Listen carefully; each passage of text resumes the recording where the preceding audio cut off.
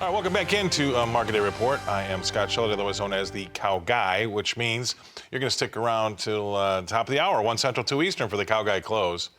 I'd love to have you there. We got lots going on in the world, folks. We've got bombs, well, we got strikes. How about that? A port strike and a bomb strike. That's what we've got going on. Israel getting hit from Iran, and we've got these port strikes on our east coast and in the Gulf. We've also got, middle of harvest. Got non-farm jobs. I mean, it's all happening, and then obviously an election. So stick around. We're going to try to touch as much as we can over the next few months. But that's the Cow Guy Close, 1 Central, 2 Eastern. Top of this hour, right here. Don't touch your dial.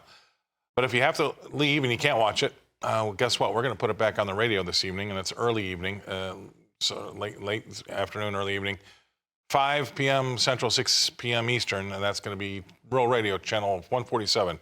Sirius XM, Rural Radio, Sirius XM channel 147, and that's 5 p.m. Central, 6 p.m. Eastern. And then if you missed that one because of dinner or whatever, we put it back on the radio late at night. So when you're coming home from your big night out, you can listen to it at 2 a.m. Central, 3 a.m. Eastern on Rural Radio, Sirius XM channel 147. So we give you two places to listen, one place to watch, and the watch one is the easiest. Just stay where you're at and let the TV turn over for you.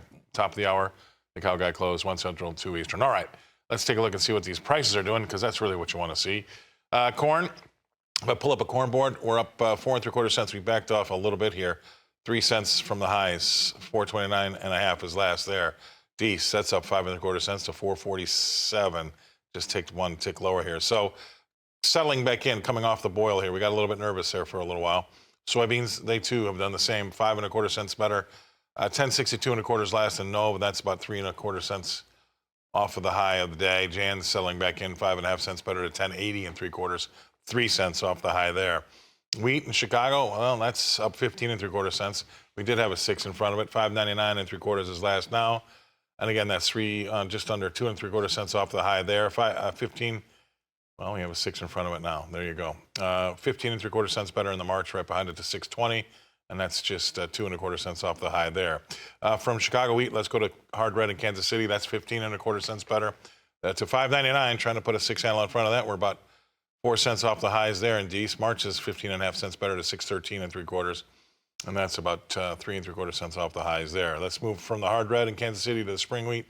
Minneapolis, 11 cents better there. 6.32 3/4 is last. 4 cents off the high. March, 10 1/4 cents better to 6.53 1/2. Cotton, we'll visit real quick here, 61 points lower, 73 even in Dees. Let's bring in our next guest analyst. It's going to be Mr. Ted Seifried, Zaner MarketCast in Chicago. Ted, thanks for being on. All right, brother, we got about a minute and 45. What do you think's going on?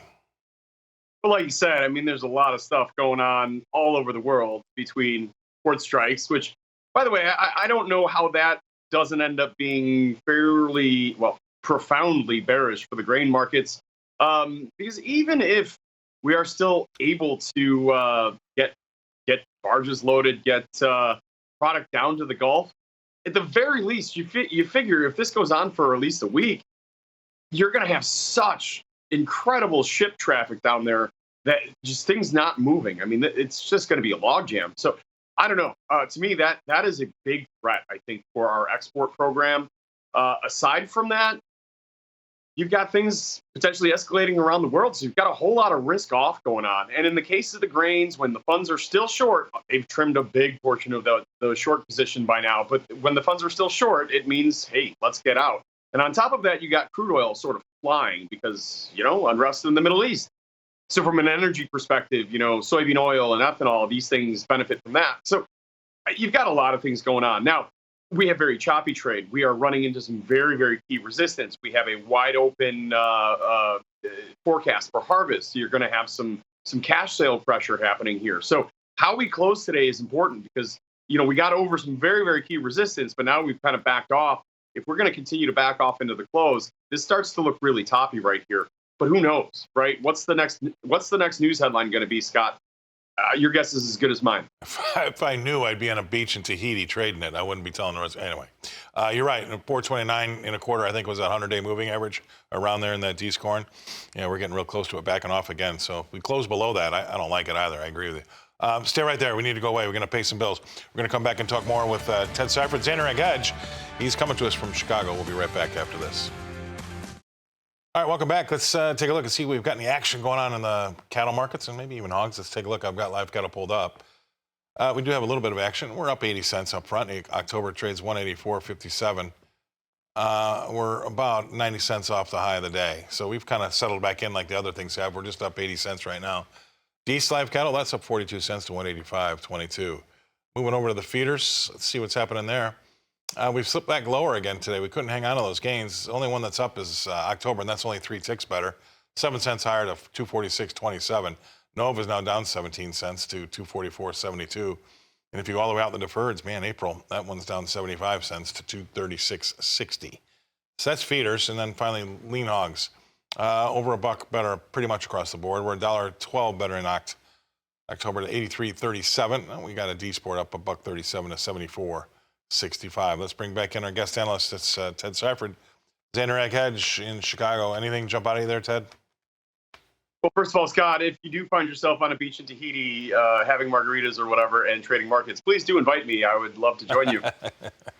Yeah, well, I bet Greenpeace would be overhead in a helicopter asking to push me back on the ocean.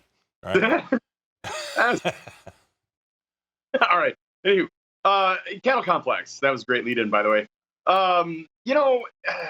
We are getting really overbought up here. It is nice to see the strength, but as you said, backing off the highs here, we are really overbought. We could be due for a bit of a correction, but unless we think the economy is falling apart and domestic demand is going to also fall apart, I think we could remain very strong. Now, that's a big if. I mean, we just talked about all the craziness happening in the world right now. So it wouldn't really take much to send us all running for the doors on the demand wagon for higher priced beef. Now, in the meantime, I think pork looks really good with this breakout to the upside here today, based on the idea that, hey, if we do have to tighten our belts a little bit and, be a little bit more mindful of our wallets, pork might be the beneficiary of that, right? So you've got just kind of, like we talked about, a lot of different push and pull mechanisms happening in the world today. How this flushes out over the next few days is really anybody's guess. Yeah, I mean, it's there's some tragedy involved. Obviously, I mean, it's horrible to see what's been happening, but I mean, there's going to be a lot. I mean, it's only the first day of the last quarter of the year. There's going to be a lot on our plates here. I mean, look, it's even knocked non-farm payroll off of everybody's minds for the short term here. I mean, that's a big number that we're going to get this Friday. We had Powell that came out talking yesterday about rates, and he kind of backed off of his real dovish stance as well. So I tell you, it's shaping up to me. It had to be, and obviously there's an election. How can we forget about that? It looks to be kind of, not kind of, but pretty volatile. What do you think? Yeah, no, absolutely. The volatility, I think, very much carries on into the end of the calendar year. And then from a grain standpoint, throw in South American weather, which we have our Yes. So, yeah, lots of things going on. Harvest pressure. Look, I mean, it's going to, I think, remain very interesting probably into December or so. I agree. All right, brother. Thanks for being on. Appreciate it. Ted Seifried, Zaner MarketCast, she's in Chicago. But yeah, Suzanne, we talk about it all the time. There's just never-ending stuff to talk about right now, especially after what's been happening this week. Yeah.